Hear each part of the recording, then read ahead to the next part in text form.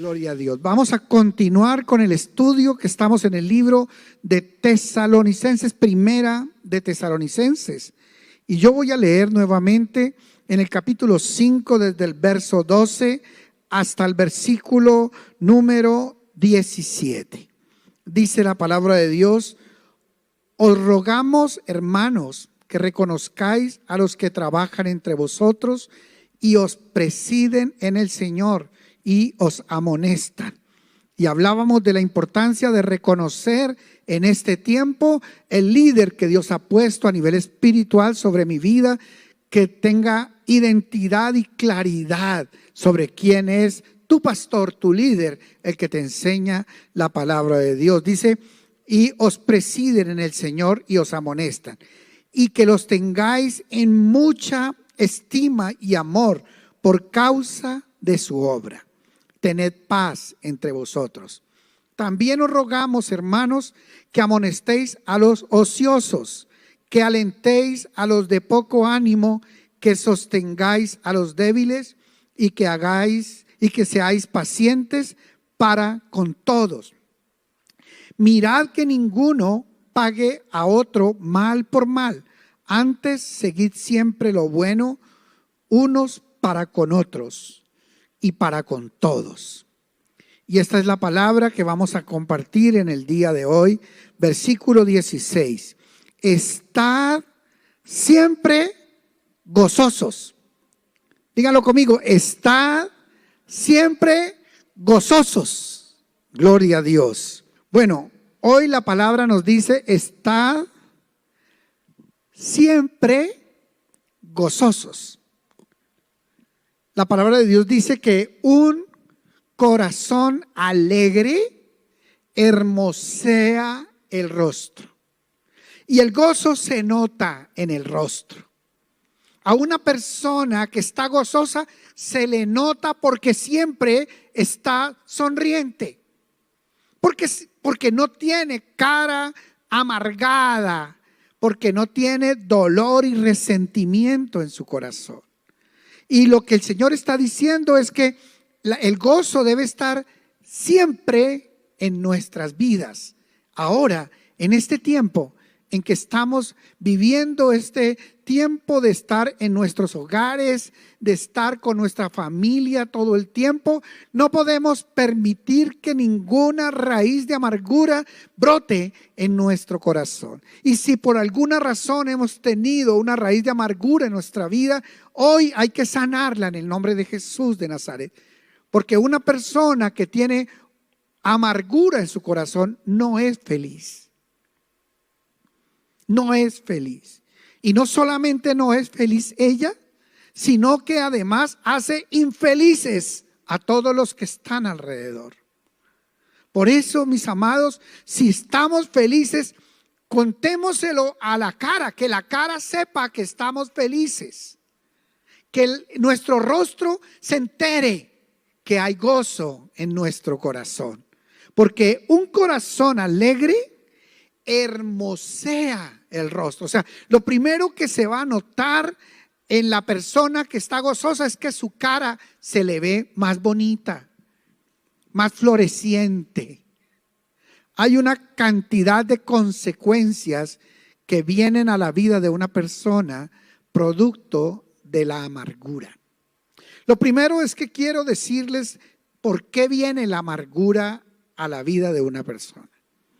La amargura viene a una persona porque ha sido herida. Puede ser desde su infancia, puede ser en su juventud, puede ser después en su matrimonio o aún ya mayor. Y la persona que ha sido herida, que ha sido ofendida, que ha sido maltratada, que ha sido menospreciada, rechazada, abandonada, esa persona se hiere en su corazón. Y si la persona de quien estamos hablando no ha perdonado, entonces la amargura, la raíz de amargura brota en el corazón y hace que esa persona viva todo el tiempo brava, viva todo el tiempo con una serie de consecuencias en su vida y eso lo transmite a su familia y hace que los miembros de la familia sean también infelices. O sea, una persona infeliz logra dañar a los demás miembros de la familia y dañarles sus momentos más hermosos en la vida, su tiempo de familia, su tiempo de compartir, logra dañarlo una persona que está amargada. Entonces, lo primero que hoy quiero que hablemos es por qué o cuáles son las fuentes de donde viene la amargura. Porque si la amargura hace tanto daño, entonces es necesario que veamos por qué viene la amargura. Ahora, ¿qué cosas también genera la amargura en la vida de una persona? Somos seres tripartitos. Ahí más adelante la Biblia lo menciona. Y todo vuestro ser, espíritu, alma y cuerpo. O sea, el ser humano es tripartito. O sea que lo conforman tres partes. ¿Cuáles son? Primero, el espíritu. Segundo, el alma. Y tercero, el cuerpo.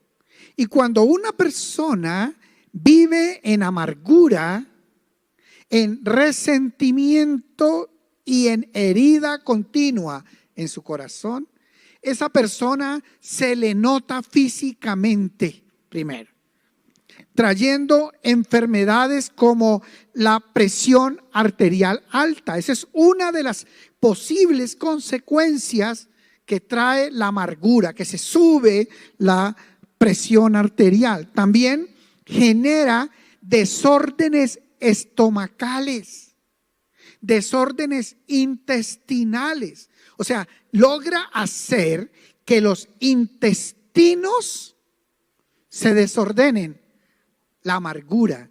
O sea, una persona que no sufre de amargura es una persona que no tiene problemas estomacales. También vienen problemas de insomnio. O sea, la persona no puede dormir bien cuando vive bajo el demonio, bajo la herida y la amargura.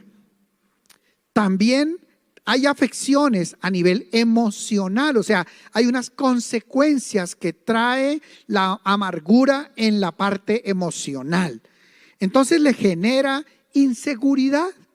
Entonces normalmente una persona que está bajo el efecto de la amargura es una persona que no es segura, que todo el tiempo anda con zozobra, no sabe si hacer o no hacer, si seguir o no seguir.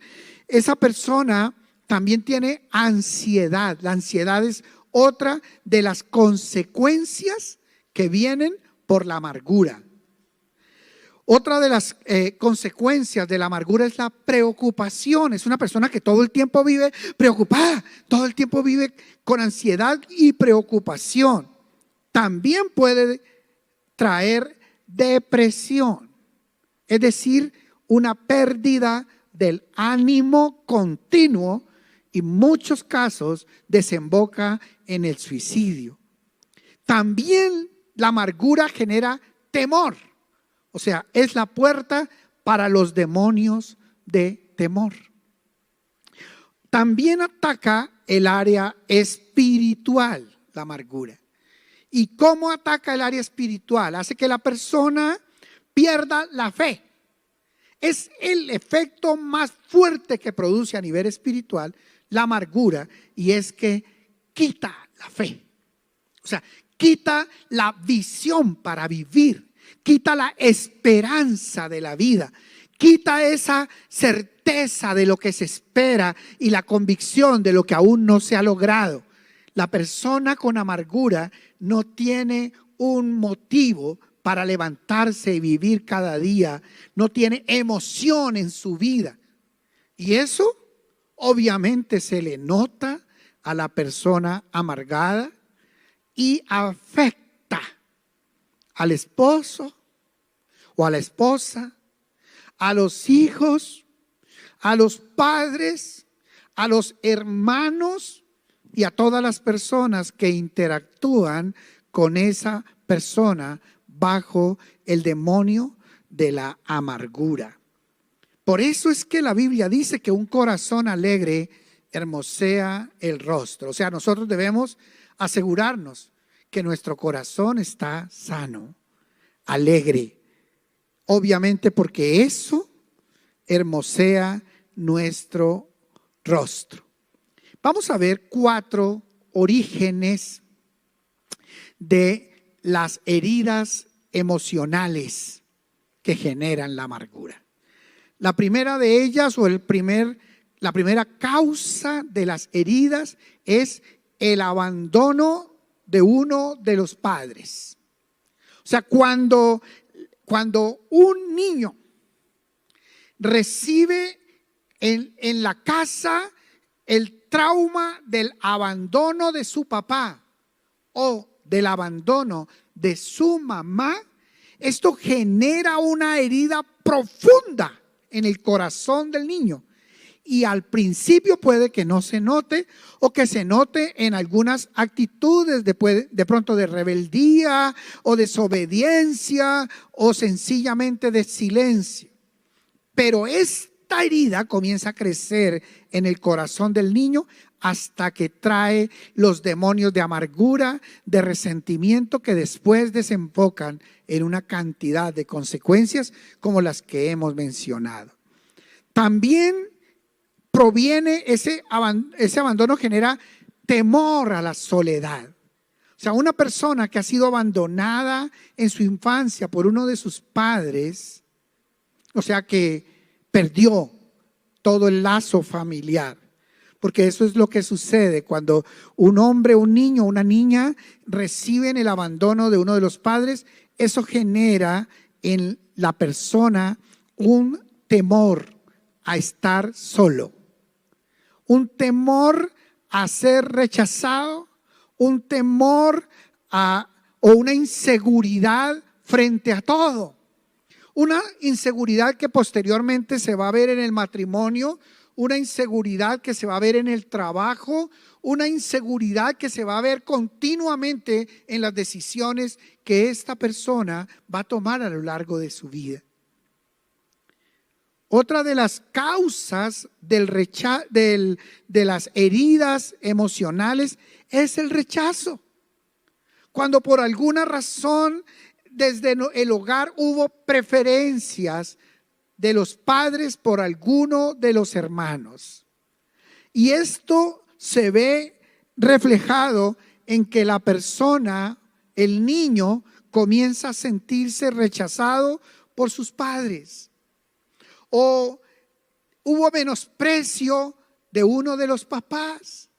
Cuando él hacía algo, cuando presentaba sus trabajos, cuando traía sus cosas, cuando hacía lo que los padres le mandaban, entonces no es valorado lo que está haciendo. Y al no ser valorado el trabajo que hace el niño, inmediatamente siente que eso es un rechazo directo de sus padres a su vida. También puede ser por producto de rechazo de algunos maestros. Tristemente, muchas de las heridas que sufren los seres humanos provienen de un maltrato realizado por uno de sus maestros. Porque sin sabiduría actuaron y dijeron palabras y dijeron ofensas y rechazaron el trabajo de sus alumnos, de sus estudiantes, y comenzaron a encasillarlos a ellos en algún comportamiento marcado.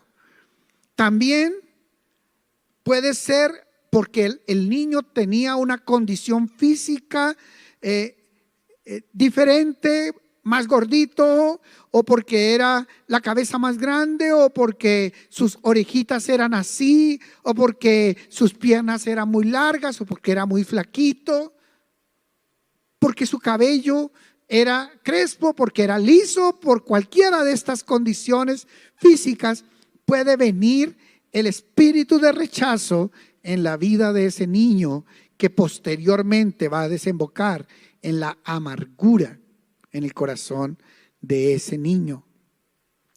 Otra de las causas de las heridas emocionales es la humillación, o sea, el haber sido humillados cuando pequeños. Y esas actitudes normalmente son generadas por los padres. Papás, qué responsabilidad tan grande que tenemos en la formación de nuestros hijos. Qué responsabilidad tan grande que tenemos nosotros al estar dando orientación y formación a nuestros hijos. Los hermanos, muchas veces, los hermanos mayores comienzan a cargarle la mano a sus hermanos menores, comienzan a burlarse de sus hermanos menores, comienzan a hacer mofa, a encasillar en determinado comportamiento a uno de sus hermanitos menores, y eso hace que la persona se sienta menospreciada y humillado. Cuando los padres dicen palabras, o los hermanos, o los maestros también, dicen palabras desobligantes, palabras de menosprecio. Usted no sirve para eso. Usted no, eso le quedó grande. Usted no puede salir adelante. Le quedó grande esa materia. Usted es trancado para las matemáticas. Usted es difícil para el deporte. Usted es un tronco. Frases como esas son determinantes en la vida de un niño. Marcan la vida de un niño. Y esas cosas vienen a sumarse, generando amargura en el corazón de la persona. Otra de las causas de las heridas emocionales es la traición. Cuando alguien ha sido traicionado por sus padres en un noviazgo o en el matrimonio o en un negocio, cuando una persona ha sido traicionada o es traicionada, eso genera una herida en el corazón de las personas. Y esa herida se convierte en amargura de corazón. Fíjese cuántas cosas generan la amargura y las heridas en el corazón de las personas. Y la última causa que estoy mencionando hoy que origina las heridas emocionales es la injusticia. O sea, cuando los padres por alguna razón comienzan a tener castigos o actitudes o exigencias sobre los niños que los niños no pueden atender. Trabajos que no, por la edad del niño no puede, no tiene la capacidad para responder. El autoritarismo de los padres genera en los niños unos traumas que después se ven reflejados en la amargura de espíritu. Entonces, qué tremendo que nosotros no nos damos cuenta y podemos estar siendo los causantes en nuestros hijos o en nuestros seres queridos de heridas que a la postre van a terminar haciendo a esa persona infeliz. Y una persona infeliz le daña a todos el ambiente en donde esté.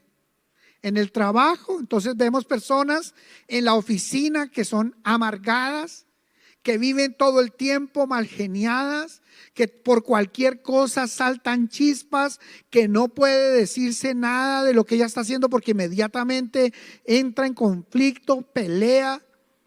En el hogar, en el estudio, en la iglesia, en el ministerio y aún en las barcas, hemos visto personas que cuando algo se hace o se dice, esa persona es como si le tocaran esa herida interna del corazón y hace que esa persona inmediatamente actúe de manera agresiva sobre las personas. Todos nosotros somos diferentes. Y no todos somos afectados de la misma manera.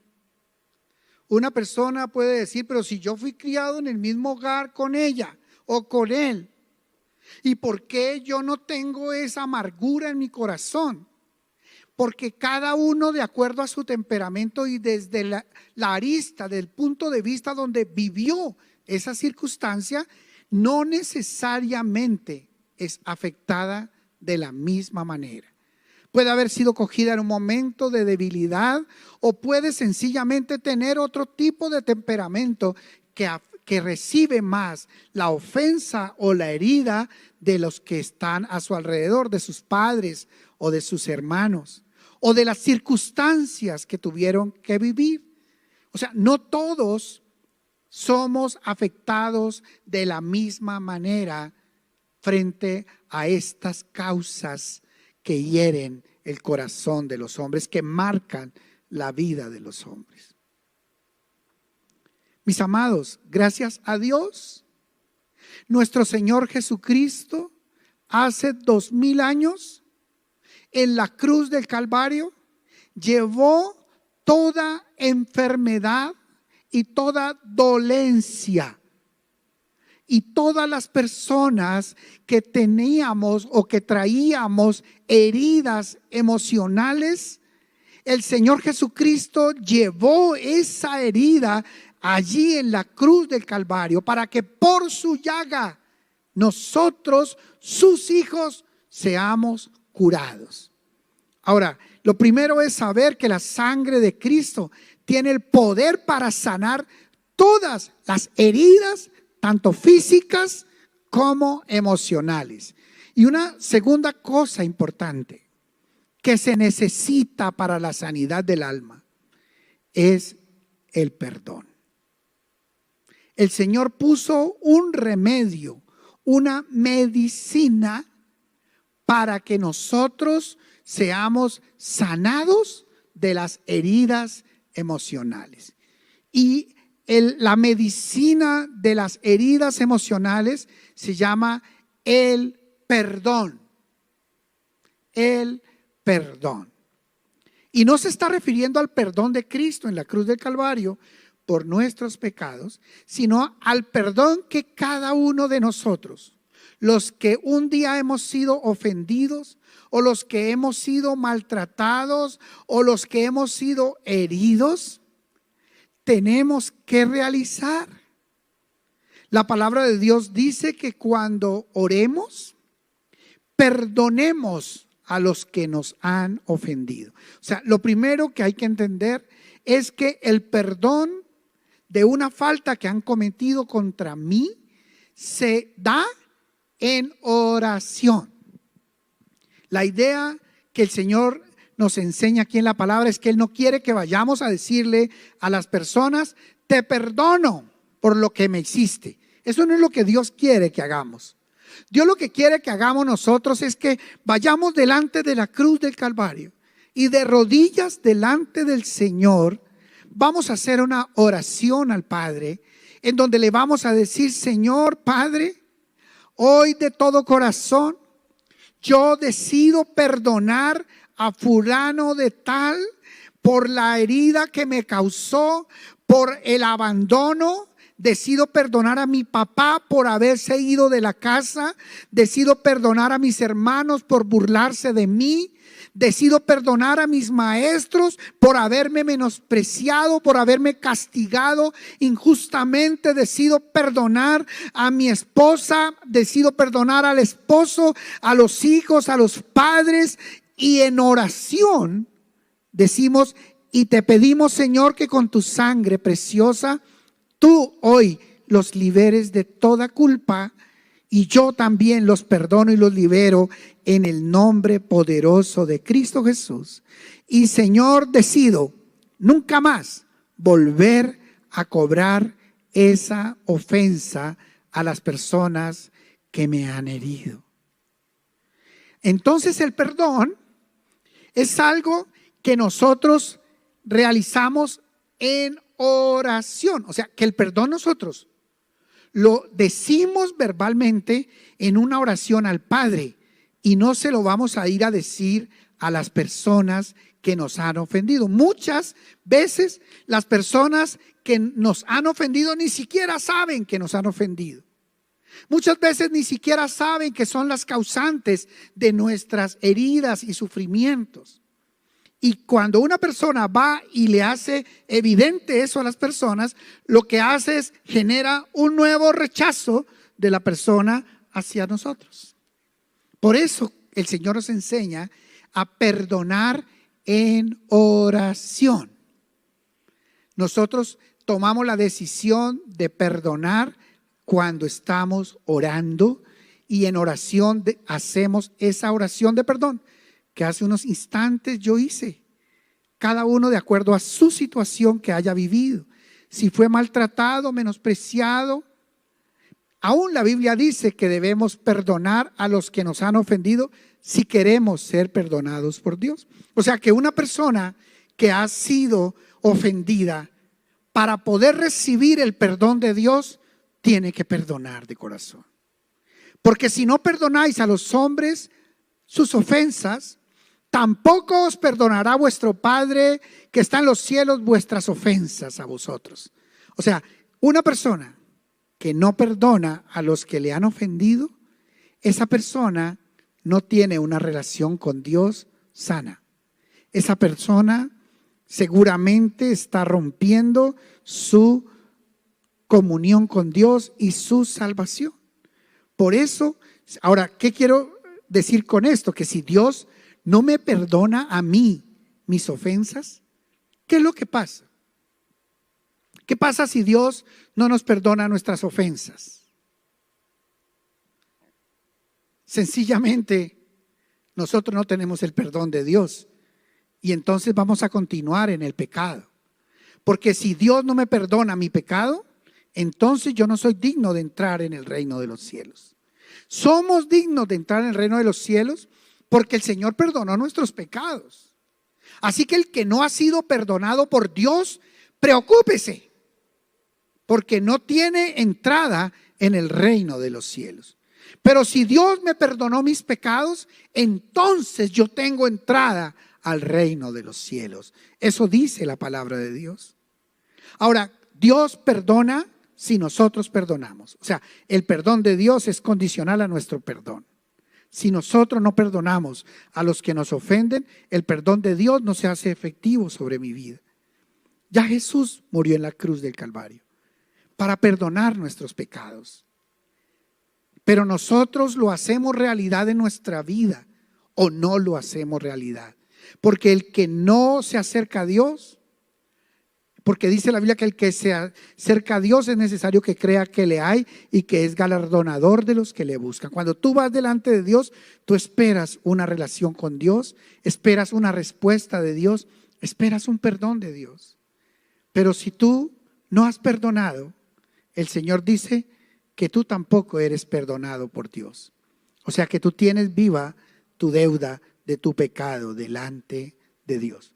Y la Biblia dice que la consecuencia del pecado es la muerte y la separación de Dios. ¿Por qué podemos entrar en el cielo? Porque nuestro Señor Jesucristo dio su vida y su sangre para borrar nuestros pecados. Solo si nosotros recibimos su perdón, podemos ser aceptos delante de Dios. Así que, mis amados, no podemos guardar rencor, ni resentimiento, ni odio, ni falta de perdón sobre ninguna persona. Por ninguna razón, sea grande o sea chica. Porque algunos dicen, no, es que ese es un pecado imperdonable. Pero entonces el Señor dice, si tú quieres que yo te perdone a ti, tú tienes que perdonar a los que te han ofendido. Pero si tú no perdonas a los que te han ofendido, tampoco vuestro Padre que está en los cielos os perdonará vuestras ofensas a vosotros. Si te das cuenta lo importante que es el perdón. Y el perdón, según Dios, se realiza en oración. Y en ese perdón nosotros tomamos la decisión de no volver a cobrar esa ofensa.